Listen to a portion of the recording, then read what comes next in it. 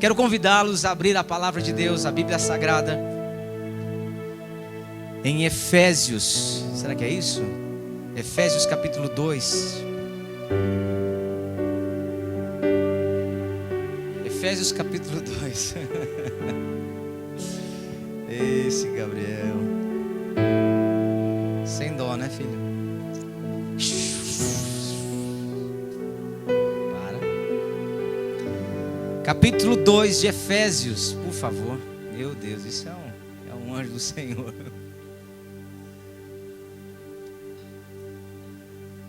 A leitura é extensa, mas vale a pena. Eu vou ler na minha versão. Tenta acompanhar na sua, tá bom? As palavras podem ter um sentido ou soar um pouco diferente, mas a essência da palavra não vai mudar. Antigamente vocês estavam mortos por causa dos seus pecados. Seguiam a multidão e eram iguais a todos os outros, cheios de pecado e obedientes à ordem deste mundo e ao poderoso príncipe do poder do ar, que está operando agora mesmo no coração daqueles que vivem em desobediência ao Senhor. Todos nós costumávamos viver entre eles, manifestando pelas nossas vidas o mal que havia dentro de nós, e fazendo todas as coisas ruins para as quais as nossas paixões ou os nossos maus pensamentos pudessem nos arrastar. Estávamos debaixo da ira de Deus, tal como todos os demais. Versículo 4. Deus, porém, é tão rico em misericórdia. Ele nos amou tanto que, embora estivéssemos espiritualmente mortos e condenados pelos nossos pecados, Ele nos deu vida juntamente com Cristo.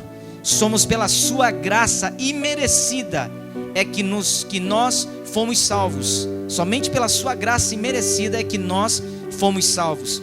Deus nos ressuscitou com Cristo e nos assentou com Ele nas regiões celestiais.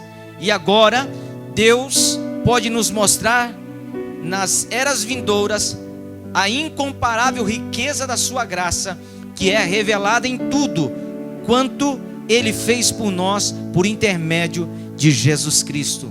Pois é pela graça que vocês são salvos, mediante a fé em Cristo. Isso não vem de vocês mesmos, é uma dádiva de Deus. A salvação não é uma recompensa pelo bem que fizemos, portanto nenhum de nós tem mérito nisso. Foi o próprio Deus quem fez de nós o que somos e nos deu uma vida nova da parte de Cristo Jesus, para que realizássemos as boas obras que Ele planejou para nós há muito tempo atrás. Nunca se esqueçam que antigamente vocês eram gentios e que eram chamados de incircuncisos pelo que se chamam circuncisão, feito no corpo por mãos humanas. Lembre-se que naqueles dias vocês estavam vivendo completamente afastados de Cristo, eram inimigos da comunidade de Israel e não tinham parte nas alianças que eram baseadas nas promessas de Deus. Vocês estavam sem Deus e sem esperança no mundo. Agora, porém, vocês pertencem a Cristo Jesus. E ainda que antigamente estivessem muito longe de Deus, agora foram trazidos para muito perto por causa daquilo que Cristo fez por vocês com o seu sangue. Porque o próprio Cristo é a nossa paz. O próprio Cristo é a nossa paz. Ele fez a paz entre nós, os judeus, e vocês, os gentios, fazendo de todos nós uma só família, derrubando a muralha do desprezo que nos separava. Ele acabou em seu corpo com a lei, juntamente com seus mandamentos na forma de ordenanças.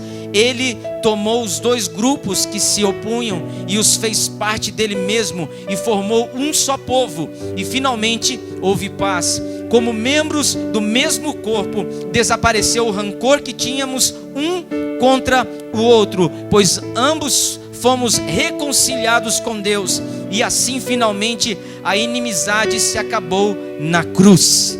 Ele trouxe este evangelho de paz a vocês que estavam tão longe dele, e a nós que estamos perto agora. Todos nós sejamos judeus, quer gentios, por causa daquilo que Cristo fez por nós, temos acesso ao Pai pelo poder de um só Espírito. Uau, que tremendo, amém? Diz aqui o texto em 19, diz assim: agora vocês já não são mais estranhos a Deus, nem forasteiros, mas sim membros da própria família de Deus e cidadãos que pertencem ao povo de Deus. Vejam o alicerce sobre o qual vocês se encontram. Agora, os apóstolos e os profetas, e a pedra de esquina do edifício é o próprio Jesus Cristo. Nós, o que cremos, somos cuidadosamente colocados juntamente com Cristo como parte de um templo dedicado a Deus e que está em constante crescimento. E finalizo: e vocês também são unidos a Ele em uns aos outros pelo Espírito e fazem parte desta morada de Deus. Que palavra! Essa eu costumo dizer, gente, que só a leitura da Bíblia já é uma mensagem. Amém? Querido Deus, nós queremos honrar o Senhor nesta noite e pedir que o Senhor fale aos nossos corações, pedir que o Senhor ministre as nossas vidas nesta noite, Pai. Nós precisamos de Ti, verdadeiramente nós precisamos do Senhor. É o que te pedimos hoje e sempre. Amém e amém. Pode se assentar, queridos. O início desse texto de Efésios vem falando a respeito de como nós éramos, de como é que nós estamos vivendo. O Deus de Israel não era o nosso Deus. O texto afirma que nós estávamos mortos em pecado. Sabe o que é isso? Nós estávamos completamente condenados pelo pecado, perdidos pelo pecado. Por mais que nós falássemos de Deus, ou das boas obras de Deus, ou das coisas boas de Deus, nós estávamos mortos. Eram simplesmente uma lata vazia que fazia barulho. Não havia esperança para nós, porque nós fazemos parte deste povo que foi reconciliado. Nós fazemos parte desse povo que tornou e fez parte de uma só família, porque Cristo, Ele foi à cruz do Calvário, morreu e ressuscitou por cada um de nós. Nós estávamos iludidos pelo mundo, dominados por Satanás, degenerado em nossa vida e condenado às punições. Sem Deus estávamos totalmente perdidos, desamparados e sem esperança. Quando você olha essa trajetória de Efésios, você vê que existia claramente um povo que era inimigo de Deus e que estava corrompido pelo pecado. Nós éramos aquele grupo de pessoas que estávamos vivendo na pior iniquidade de todos os tempos. Nós estávamos vivendo a pior fase de todas, porque falávamos de um Deus que não conhecíamos, porque estávamos envoltos pelo manto do pecado. Porque a verdade, Deus não nos tinha como amigos, o Senhor nos tinha como inimigos. Agora pensa, ser inimigos de Deus. Mas a palavra de Deus fala que nesse capítulo que nós lemos, existem dois mas. E este mas que nós lemos, fizemos na leitura, diz exatamente um ponto em que Jesus ele entra e ele começa a mudar esse cenário. Tanto no versículo que nós lemos, o versículo 4, ou versículo 13, ele faz menção que houve uma mudança. E sabe o que acontece? O Senhor Jesus, por sua morte na cruz, ele trouxe de volta a plena comunhão. Não foi por mérito meu, não foi por mérito seu, não foi por boas obras, não foi por nós fazermos caridade, não foi porque nós cuidamos bem dos nossos filhos, da nossa casa, ou porque nós pagamos em dia as nossas contas. Isso não fez com que Cristo fosse à cruz do Calvário, mas a palavra fala que o sacrifício, o amor de Cristo foi à cruz. Ele se tornou o substituto. Como desde o princípio, em Apocalipse você vai encontrar um texto que o Cordeiro, ele já estava desde a fundação do mundo. Ele já estava em sacrifício, ele já estava em morte. Cordeiro morto, desde a fundação, desde o início da trajetória. Sabe, quando você vê, sabe, os altares sendo levantados e cordeiros sendo colocados em cima para que o povo fosse perdoado, Sabe, semanalmente, diariamente, mensalmente, a cada 6 meses, a cada ano, os cordeiros eram sacrificados para a remissão do pecado das pessoas. E a Bíblia diz que diariamente muitos cordeiros eram sacrificados para que o povo pudesse estar livre do seu pecado. Então o que Jesus faz? Ele se torna o Cordeiro Imaculado. Porque quando João Batista, no início de João, no capítulo 1, ele olha e Jesus está vindo, ele diz: eis aí o Cordeiro de Deus que tira o pecado do mundo. Ele aponta para Jesus dizendo: Ele é o Cordeiro de Deus, e Ele não vai tirar o pecado seu, Ele não vai tirar o pecado daquela mulher, ou o pecado que está sobre mim. Ele é o Cordeiro de Deus que tira o pecado do mundo inteiro. Ele está afirmando que nesse momento, Jesus, aquele que veio para substituir a morte daqueles cordeiros, Ele estava vindo para fazer um sacrifício eterno, para todos sempre. Um sacrifício que não iria mudar, porque a humanidade muda, porque os tempos mudam. O sacrifício de Cristo é o mesmo ontem, hoje, o mesmo sacrifício daquele dia em que todos contemplaram Cristo levantado naquele madeiro, naquele período em que a lua estava sendo levantada e Cristo estava sendo crucificado, no dia em que Jesus morre e entrega o seu Espírito ao Pai. Nesse dia o sacrifício foi feito por toda a humanidade. Então não havia mais os judeus e gentios, agora Ele estava trazendo todos ao pé da cruz. Agora Ele estava trazendo aqueles que faziam parte da família e aqueles que eram inimigos de Deus, juntamente à cruz. Olha que tremendo, amados. Nós hoje somos corpo de Cristo. Hoje nós somos família de Deus. Hoje nós não somos estranhos, porque esse Cordeiro, Jesus Cristo, Ele tomou o meu e o seu lugar. Ele tomou o meu e o seu lugar. Ele tomou as nossas dores, e ali Ele entrega a sua vida e Ele morre. O seu sangue é derramado, é espargido, como nós vimos ali, a ministração em que a Su estava liberando, porque não é um teatro, é um monólogo que se torna uma ministração na vida da gente. Poderoso. O ar entrava, mas não saía. Jesus estava morrendo da pior maneira possível. Primeiro, porque Ele estava se tornando o pior dos piores, porque morrer na cruz era exatamente a punição dos piores. Mas Jesus não fez mal a ninguém. Jesus não maltratou, não despojou, sabe, não lesou, não fraudou ninguém, sabe, defraudou ninguém. Jesus cuidou, amou, se entregou, curou, libertou, ressuscitou, deu destino, levantou ministérios, curou enfermos de todos os tipos, amou os pobres, cuidou das viúvas, salvou as prostitutas, transformou a vida de milhares de pessoas, levantou um grupo de homens e fez desses homens desacreditados apóstolos sobre o mundo. Jesus mudou a história quando Ele decidiu ir para aquela cruz, e naquela cruz Ele morre no meu lugar, no seu lugar. E sabe o que acontece, queridos? Quando isso acontece, o Senhor nos torna parte de algo. Eu gosto tanto disso, porque quando você vê a narrativa de Efésios, quando você vê o texto, você vê o Senhor nos colocando em lugares de honra, porque esse é o lugar que Ele deseja para cada um de nós.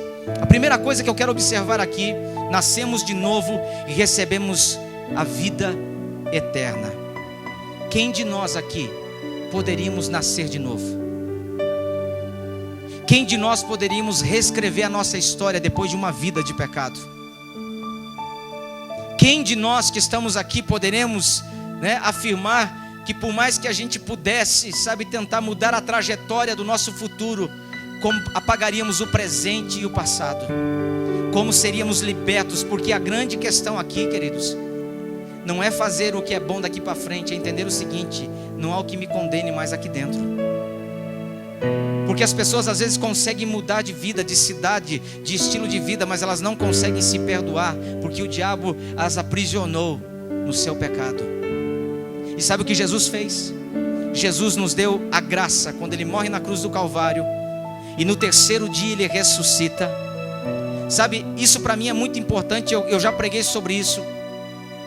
Mas a tradição do povo judeu, quando os diáconos, os discípulos, eles chegam no túmulo, eles encontram o túmulo aberto, e é uma corrida para chegar, e a palavra fala que entra um, sai outro, de repente um chega e começa a ter a reação diferente.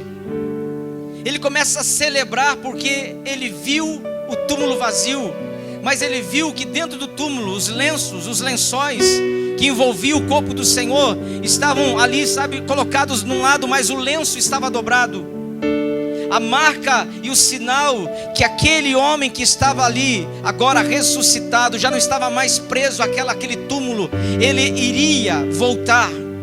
Jesus, tudo o que ele disse durante os seus 3 anos e meio de ministério, se cumpriu. Se cumpriu. Verdadeiramente se cumpriu. Então, quando se entra naquele túmulo vazio, se encontra aquele lugar onde estava o corpo de Jesus, está os lençóis e o lenço que está dobrado. Para o judeu, uma tradição que a pessoa voltaria. Eu contei para vocês algum tempo atrás da história que o Senhor chega na sua casa para comer e por algum motivo ele precisa se ausentar da mesa. Para o servo que está servindo a mesa, ele olha, se ele encontrar a toalha que o seu Senhor limpa a boca dobrada, ele não mexe em nada, ele fica onde está e ele aguarda. Porque aquele sinal, aquela toalha dobrada é o símbolo, é o sinal, é a resposta que aquele Senhor vai voltar para terminar o que ele começou. E quando você encontra este símbolo, o que acontece? Os discípulos que estavam ali começam a crer que verdadeiramente Jesus Cristo havia ressuscitado dentre os mortos. Porque você não vai pensar que o inimigo tentou gerar na vida das pessoas a confusão com as mentiras que foram geradas. O corpo de Jesus foi roubado. Outros já diziam que não foi ali que ele tinha sido enterrado. E boatos começaram a se espalhar por todos os lados para tentar apagar aquilo que não tem como ocultar, esconder. Jesus havia ressuscitado dentre os mortos. Jesus havia vencido a morte. Jesus havia destronado o império de Satanás. Sabe por que Jesus fez isso? Porque Ele nos deu um novo nascimento e nos deu a vida eterna. O versículo 1 ao 5 expressa esta graça de nascermos de novo.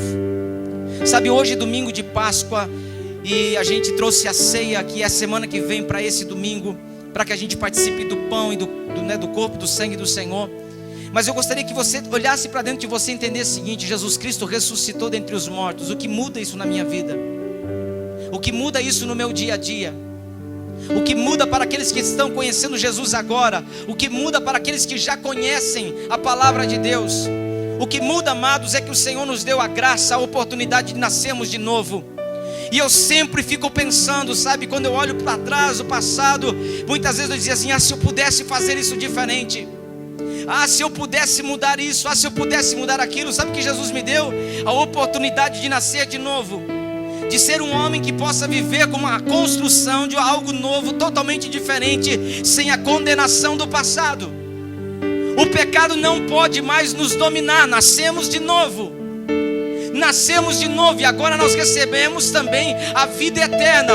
Então, se nós recebemos a vida eterna, nós temos que ficar em paz diante daquilo que está por vir, porque nós não estamos aqui permanentemente, estamos aqui em transição, em passagem, porque o nosso futuro é com Deus, a nossa eternidade é com o Senhor.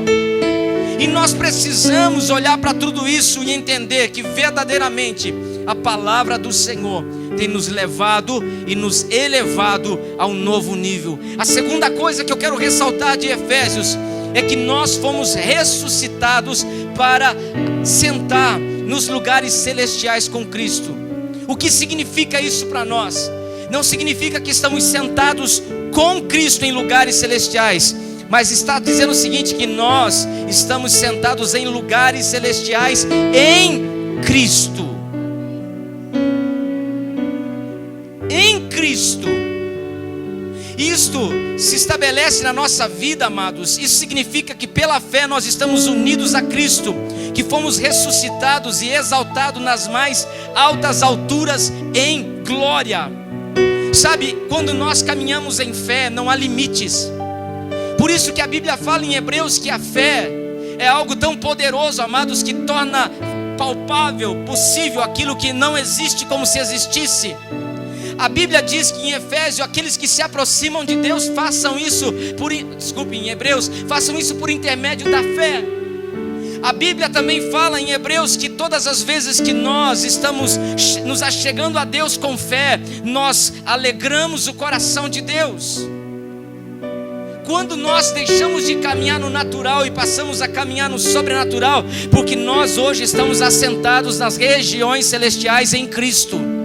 Deus nos promoveu como corpo, como família, para estarmos vivendo um outro nível de vida, de autoridade, de graça, de poder.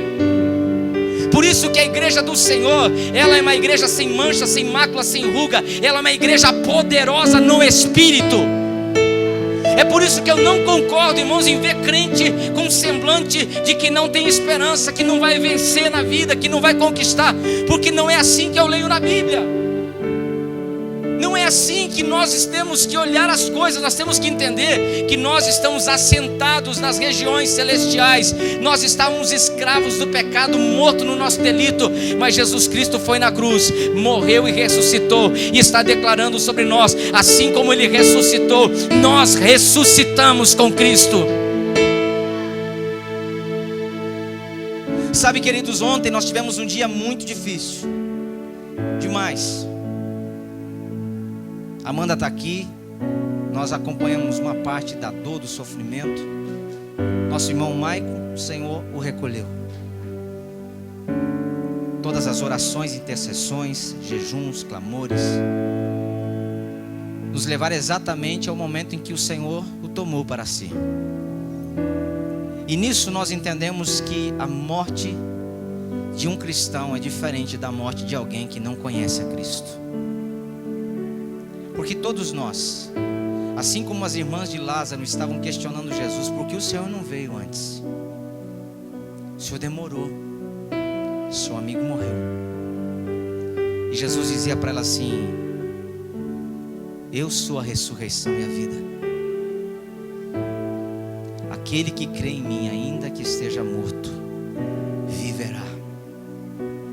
O Senhor está falando de uma coisa que vai acontecer, e ela mesma disse: Senhor, eu sei que no final de toda essa trajetória isso vai acontecer. Ela não duvidou, mas ela estava dizendo naquele momento, e Jesus falou: Marta, Maria, mulher, eu sou a ressurreição e a vida.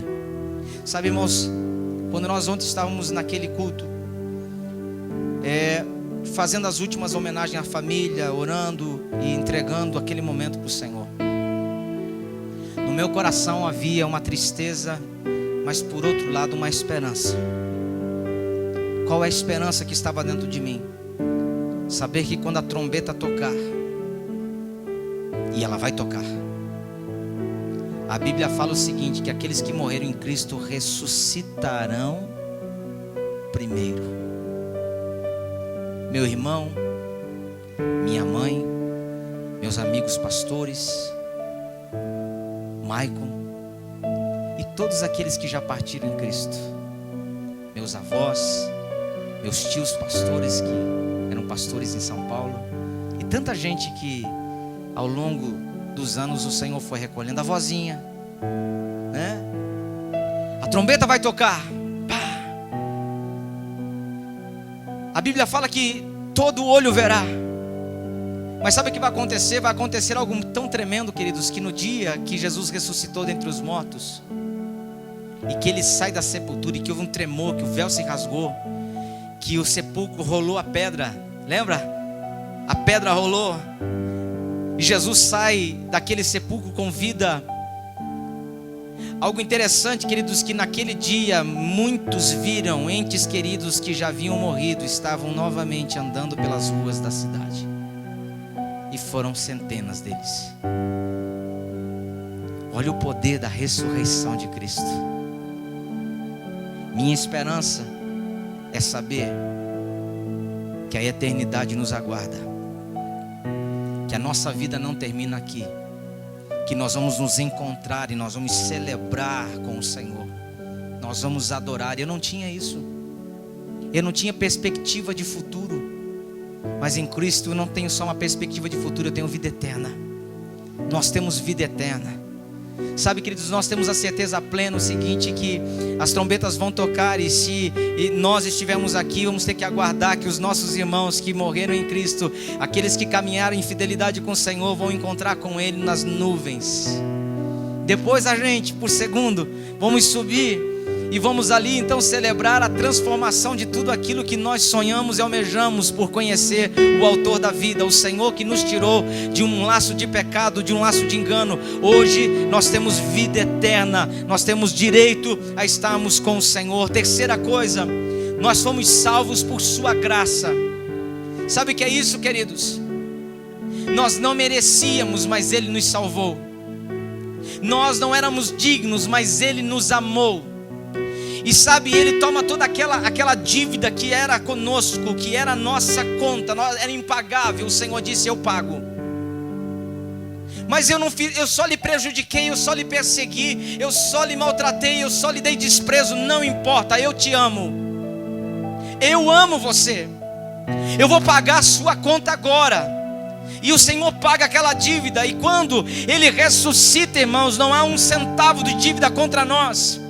Mas os credores da parte de Satanás, o próprio Satanás ainda vinha lançar palavras que ele usava constantemente para nos colocar debaixo dos pés dele, dizendo que nós não éramos nada, que nós não tínhamos futuro, que nós éramos vencidos, que nós éramos derrotados. Sabe o que acontece? Para surpresa dele, agora nós já temos uma nova perspectiva de vida. Sabe o que é você acordar e saber o seguinte: não devo mais nada, eu sou livre, não tenho correntes nos pés, nas mãos, as portas das cadeias estão abertas. Jesus me fez livre.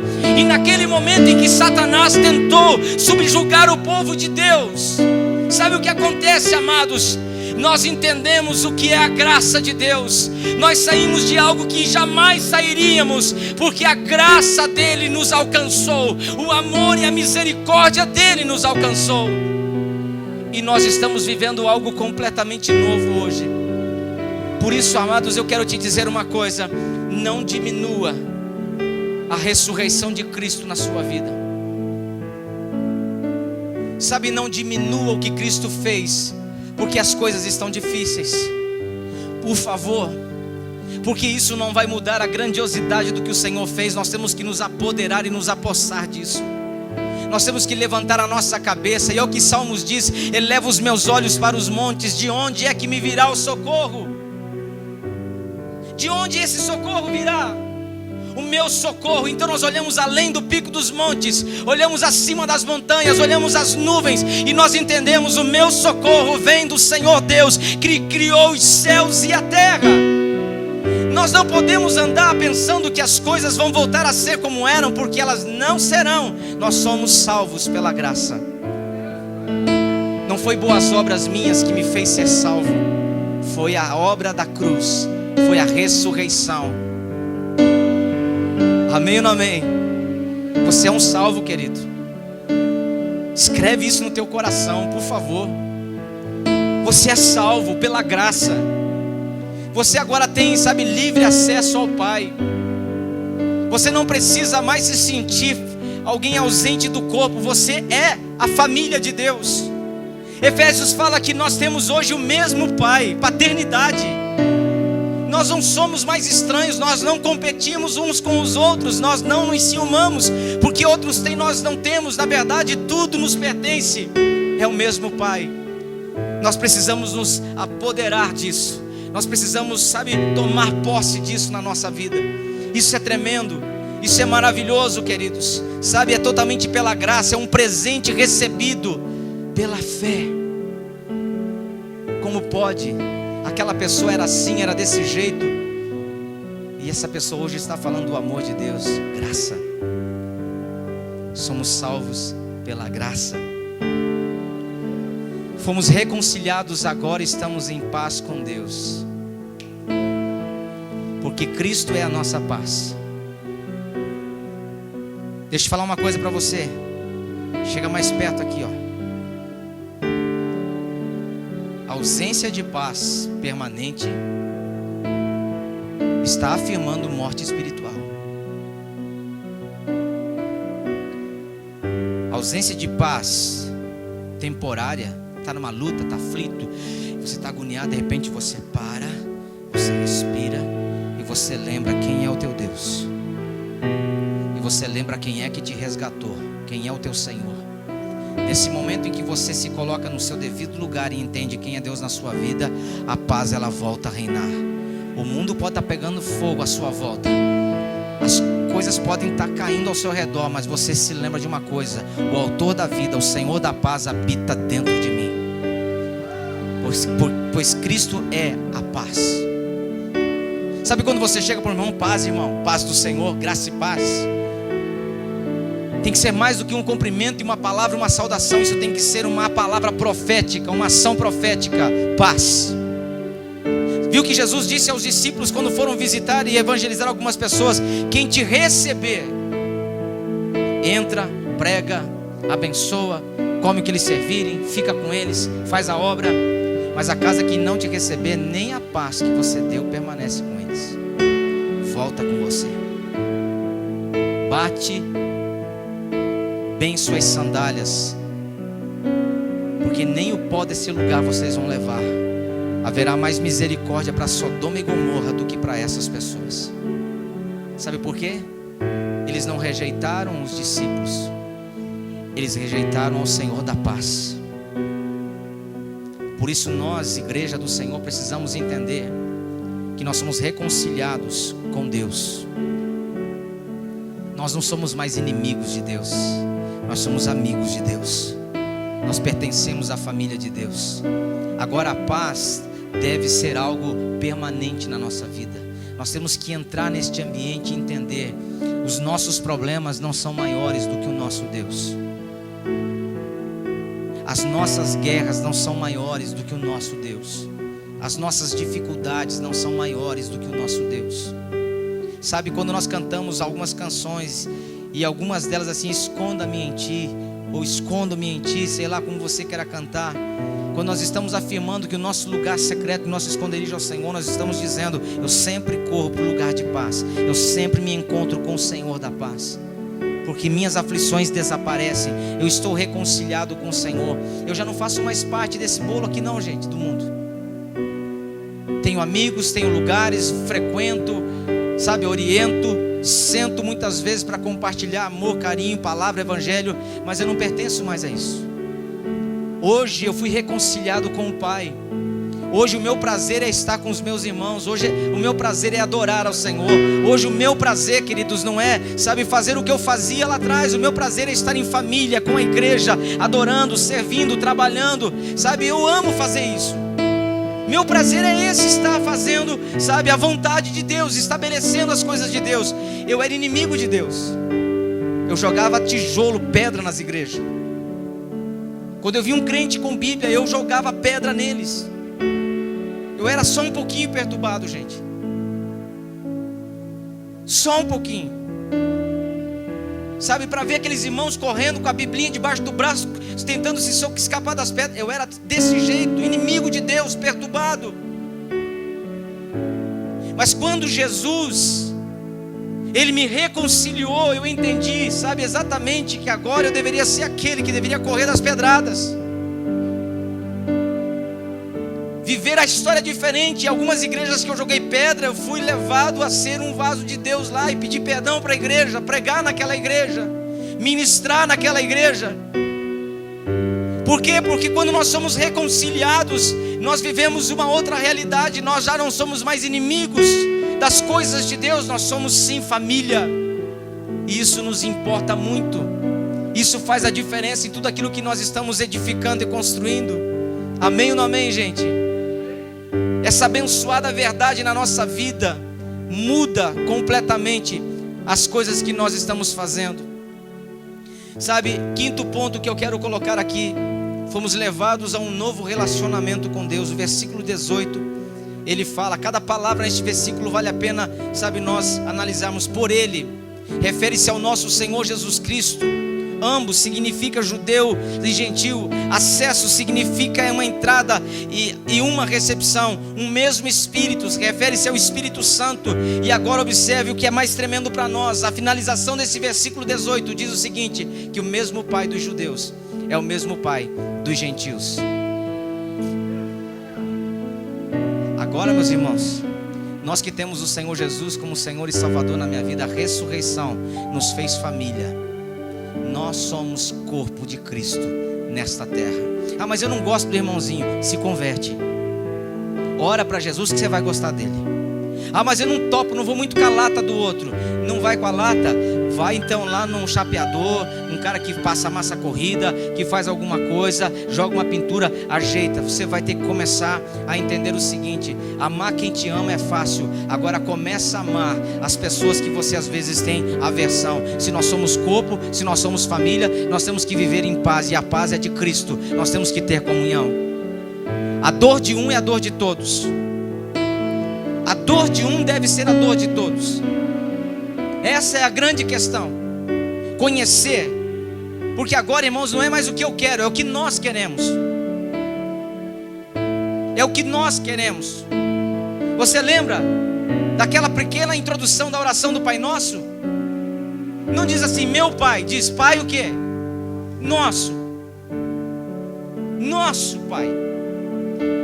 Nós temos que olhar para isso e entender que agora, amados, não há mais, divisões. É o mesmo Espírito. Nós carregamos o Espírito Santo de Deus em nós. Fazemos parte disso tudo.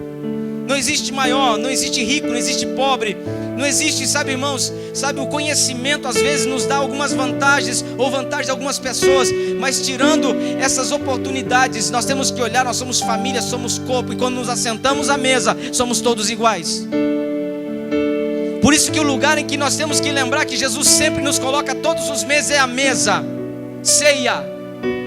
Fazer isso em memória de mim.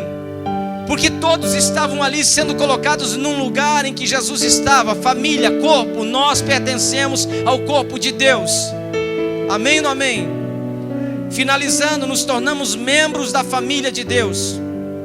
Nos tornamos parte disso aqui, irmãos. Eu não gosto de ouvir pessoas dizer assim, pastor, eu estou deslocado na igreja.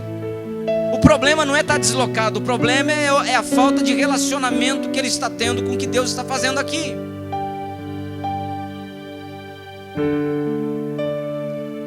O grande problema tem sido na vida de pessoas é não se sentir parte. Nós precisamos fazer parte da mesma estrutura, esta família. Eu acho interessante quando Jesus foi abordado, foi chamado e falaram para ele, Senhor, tua mãe e teus irmãos estão lá fora. E Jesus estava fazendo algo no reino para o Senhor naquele momento. E ele disse, minha família, meus irmãos, são aqueles que fazem a vontade do meu Pai que estás nos céus. O que Jesus estava falando? Que os irmãos dele não eram importantes? Que a mãe dele não era importante? Ele não estava dizendo que eles não eram importantes, mas ele estava dizendo que naquele momento aquilo que ele estava fazendo era muito mais importante, porque ele estava reunido com o corpo, com a família que fazia parte do reino. Esse sentimento de você entender que você pertence. As pessoas falam assim, eu sou membro da Seara. Eu digo, você pertence à Seara. Não, eu pertenço a Jesus. Você pertence à família Seara. Nós pertencemos a este lugar. Nós pertencemos a este corpo espiritual. Deus nos plantou aqui. Deus nos colocou neste lugar.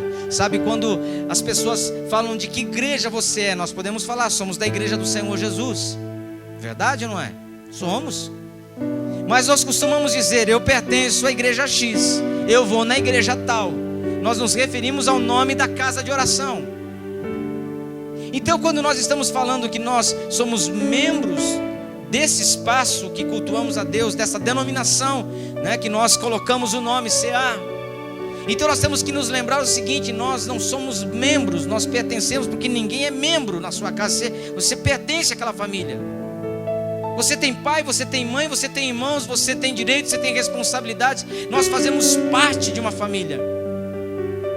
E quando nós pertencemos é tão legal, porque nós entendemos que fazer parte da família de Deus é saber o seguinte, que nós temos acesso a Deus, como o Jonathan está tendo, como outros irmãos estão tendo, nós somos parte de tudo isso.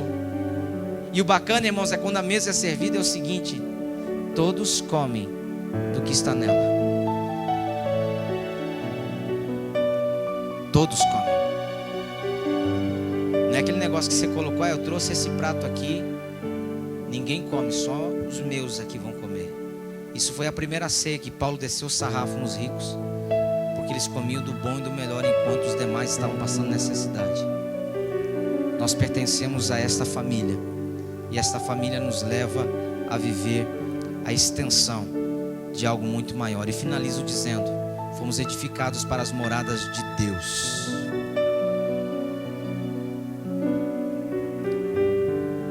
Fomos edificados para as moradas de Deus. Bate assim no seu peito, querido. Ó, edificados para as moradas. Onde Deus habita hoje? Onde o Espírito de Deus habita hoje? Dentro de nós. Estamos sendo edificados.